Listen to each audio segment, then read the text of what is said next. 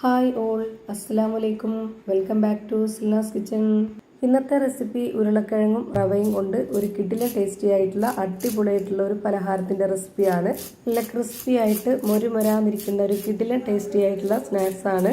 School വിട്ട് വരുന്ന കുട്ടികൾക്കാണെന്നുണ്ടെങ്കിലും വീട്ടിൽ വരുന്ന ഗസ്റ്റുകൾക്കാണെന്നുണ്ടെങ്കിലും പെട്ടെന്ന് തയ്യാറാക്കി കൊടുക്കാൻ പറ്റുന്ന ഒരു അടിപൊളി ഐറ്റമാണിത്. അപ്പോൾ ഇതെങ്ങനെയാണ് തയ്യാറാക്കുന്നതെന്ന് അറിയാനായിട്ട് വീഡിയോ സ്കിപ്പ് ചെയ്യാതെ മുഴുവനായിട്ടൊന്ന് കണ്ടു നോക്കണേ.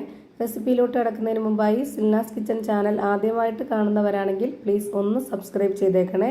ഒപ്പം തന്നെ ഈ വീഡിയോസ് നിങ്ങൾക്ക് ഇഷ്ടപ്പെടുകയാണെങ്കിൽ ലൈക്ക് ചെയ്ത് ഷെയർ ചെയ്ത് സപ്പോർട്ട് ചെയ്യാനും മറക്കരുത്. ഇനി നമുക്ക് ഇതെങ്ങനെയാണ് തയ്യാറാക്കുന്നതെന്ന് നോക്കാം. ഇതിനായി ആദ്യം തന്നെ 3 ഉരുളക്കിഴങ്ങ് ഈ ഒരു വലിപ്പത്തിലുള്ളതാണ് എടുത്തിട്ടുള്ളത്. അതിൻ്റെ തൊലിയൊക്കെ കളഞ്ഞ് നല്ലപോലെ കഴുകിയെടുത്തതിന് ശേഷം ഇതുപോലൊരു ഗ്രേറ്ററിൽ ചെറിയ ഹോളിലിട്ടിട്ട് നന്നായിട്ടൊന്ന് ഗ്രേറ്റ് ചെയ്തെടുക്കുന്നുണ്ട്. ഞാനിപ്പോൾ ഈ ഒരു ഇത്രയും വലിപ്പത്തിലുള്ള ഉരുളക്കിഴങ്ങിനാണ് ബാക്കിയുള്ള എല്ലാ ഇൻഗ്രീഡിയൻസിൻ്റെ അളവും ചേർത്ത് കൊടുക്കുന്നത്. നിങ്ങൾ എത്രയാണോ കിഴങ്ങ് എടുക്കുന്നത്, എത്രയാണോ പലഹാരം വേണ്ടത്, അതിനനുസരിച്ച് നിങ്ങളും കറക്റ്റാക്കി എടുക്കാവുന്നതാണ്. ഈ ഒരു 3 ഉരുളക്കിഴങ്ങും ഇതുപോലെ ഗ്രേറ്റ് ചെയ്തെടുത്തിട്ടുണ്ട്. ഇനി നമുക്കിതൊരു പാത്രത്തിലേക്ക് ഇട്ട് കൊടുത്തിട്ട് നന്നായിട്ടൊന്ന് കഴുകിയെടുക്കാം. ഈ ഒരു കിഴങ്ങിൻ്റെ ആ ഒരു വഴുവഴുത്ത ഇതൊക്കെ പോയിട്ട് നല്ല ഡ്രൈ ആയിട്ട് ഒറ്റയായിട്ട് കിട്ടണം. അതിന് വേണ്ടിയിട്ടാണ് ഇങ്ങനെ ചെയ്യുന്നത്.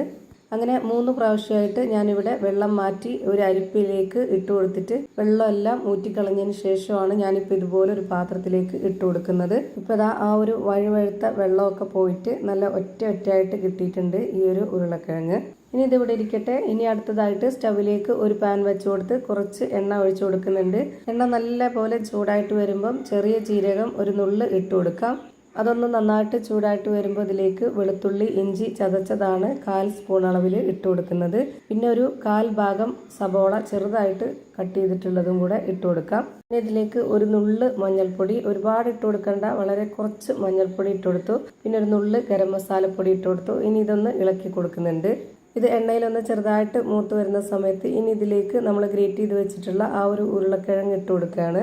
ഇനി ഈ കിഴങ്ങൊന്ന് വെന്ത് വരാനായിട്ട് ഇതിലേക്ക് 250 ml കപ്പിൻ്റെ അളവിൽ 1 കപ്പ് വെള്ളം ഒഴിച്ചു കൊടുക്കാം.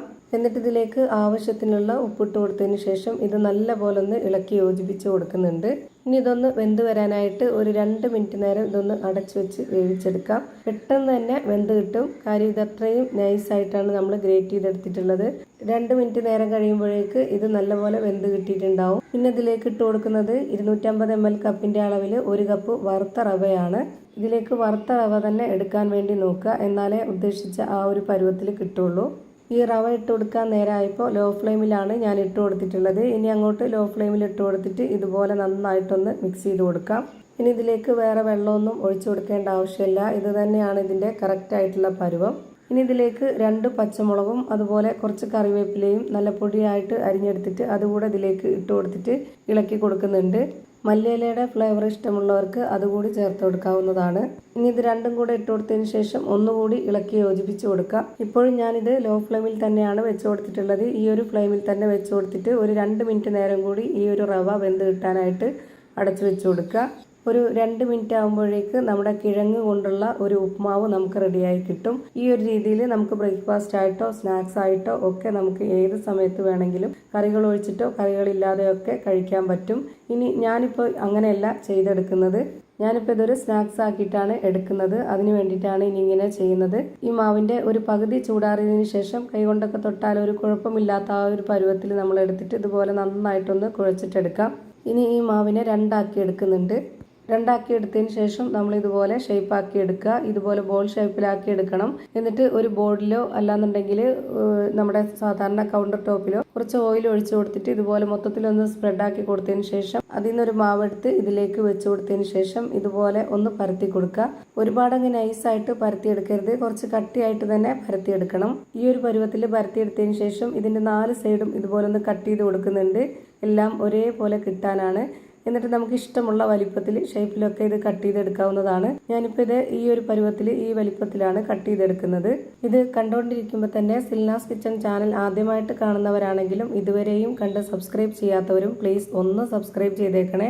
ഒപ്പം തന്നെ ഈ വീഡിയോസ് നിങ്ങൾക്ക് ഇഷ്ടപ്പെടുകയാണെങ്കിൽ ഒരു ലൈക്ക് ചെയ്ത് ഷെയർ ചെയ്ത് ഹൈപ്പ് ചെയ്ത് സപ്പോർട്ട് ചെയ്യാനും മറക്കരുത്. ഇപ്പോൾ എല്ലാം ഇവിടെ ഇതുപോലെ കട്ട് ചെയ്തെടുത്തിട്ടുണ്ട്. ഇതേപോലെ തന്നെ എല്ലാ മാവിലും കട്ട് ചെയ്ത് ഒരു പാത്രത്തിലേക്ക് മാറ്റാവുന്നതാണ്. ഇനി ഇതിൻ്റെ വക്കൊക്കെ ഒന്ന് ഷേപ്പാക്കി എടുക്കണമെന്നുണ്ടെങ്കിൽ ചെറുതായിട്ട് കൈ വെച്ചിട്ട് ഇതുപോലെ ഒന്ന് ഒതുക്കി കൊടുത്താൽ മതി. ഇനി നമുക്ക് ഇതെല്ലാം ഒന്ന് ഫ്രൈ ചെയ്തെടുക്കാനുള്ളതാണ്. അതിനായിട്ട് സ്റ്റവിലേക്ക് ഒരു പാൻ വെച്ച് കൊടുത്തതിന് ശേഷം ഫ്ലെയിം ഓൺ ആക്കി കൊടുത്തിട്ട് വളരെ കുറച്ച് എണ്ണ ഒഴിച്ചു കൊടുക്കുക. അതായത് ഇത് മുങ്ങി കിടക്കുന്ന രീതിയിൽ ഫ്രൈ ചെയ്തെടുക്കരുത്. എന്നിട്ട് ഇതിലേക്ക് ഒരു നുള്ള് മഞ്ഞൾപ്പൊടിയും ഒരു നുള്ള് മുളക് പൊടിയും ഇട്ട് കൊടുത്തതിന് ശേഷം ഇതുപോലെ നന്നായിട്ടൊന്ന് ഇളക്കി കൊടുക്കുക. നമ്മുടെ ആ ഒരു പലഹാരത്തിന് ചെറിയൊരു എരിവും ചെറിയൊരു കളറൊക്കെ കിട്ടാനാണ് ഇങ്ങനെ ചെയ്യുന്നത്.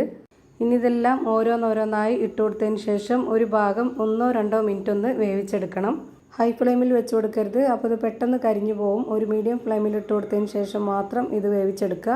ഇപ്പോൾ ഇതിൻ്റെ എല്ലാം ഒരു ഭാഗം വെന്ത് കിട്ടിയിട്ടുണ്ട്. ഇനി നമുക്കിതെല്ലാം ഒന്ന് തിരിച്ചിട്ട് കൊടുക്കാം. തിരിച്ചിട്ട് കൊടുത്തതിന് ശേഷം പിന്നെ 1 മിനിറ്റ് നേരം കൂടി വേവിച്ചാൽ മതി. അതിൽ കൂടുതൽ വേവിച്ചെടുക്കേണ്ട ആവശ്യമില്ല. 1 മിനിറ്റ് നേരം ഈ ഒരു ഭാഗം കൂടെ ഒന്ന് വേവിച്ചെടുത്തതിന് ശേഷം പിന്നെ നമുക്കിത് എണ്ണയിൽ നിന്ന് കോരിയെടുക്കാവുന്നതാണ്. ഇപ്പോൾ ഇതാ പുറം ഭാഗം നല്ല മൊരുമൊരാന്നിരിക്കുന്ന, അകം നല്ല സോഫ്റ്റ് ആയിട്ടിരിക്കുന്ന ഒരു കിഡിലൻ റെസിപ്പി റെഡിയായി കിട്ടി. നല്ല ടേസ്റ്റാണ്. ഒരു തവണ നിങ്ങൾ ഇതുപോലെ ഒന്ന് ട്രൈ ചെയ്ത് നോക്കുക. എന്തായാലും നിങ്ങൾക്ക് എല്ലാവർക്കും ഇഷ്ടമാവും. അതുപോലെ തന്നെ ഇത് ഒരുപാട് എണ്ണ കുടിക്കുമെന്ന് ഓർത്ത് പേടിക്കേണ്ട. നമ്മൾ ഒഴിച്ചു കൊടുത്തിട്ടുള്ള ആ ഒരു എണ്ണ ഇത് ഫ്രൈ ചെയ്തതിന് ശേഷവും അതിലിരിപ്പുണ്ട്. ഇപ്പോൾ ഞാനിതെല്ലാം ഒരു പാത്രത്തിലേക്ക് ഇട്ട് കൊടുത്തിട്ടുണ്ട്. ഇത് എത്രത്തോളം ക്രിസ്പി ആണെന്നുള്ളത് ഞാനിപ്പോൾ കാണിച്ചു തരാം. അതിൽ നല്ല ക്രിസ്പി ആയിട്ടുള്ള നല്ല മൊരുമൊരാന്നിരിക്കുന്ന ഒരു അടിപൊളി പലഹാരം റെഡിയായി കിട്ടി. ഇനി ഞാനിതൊന്ന് പൊട്ടിച്ച് കാണിച്ചു തരാം. അപ്പോൾ ഇതാ ഇത്രയേ ഉള്ളൂ ഇന്നത്തെ വീഡിയോ ഇഷ്ടമായാൽ ലൈക്ക് ചെയ്യാനും കമൻറ്റ് ചെയ്യാനും ഷെയർ ചെയ്യാനും മറക്കരുത്. പുതിയൊരു വീഡിയോയുമായി വീണ്ടും വരും. Thank you for watching.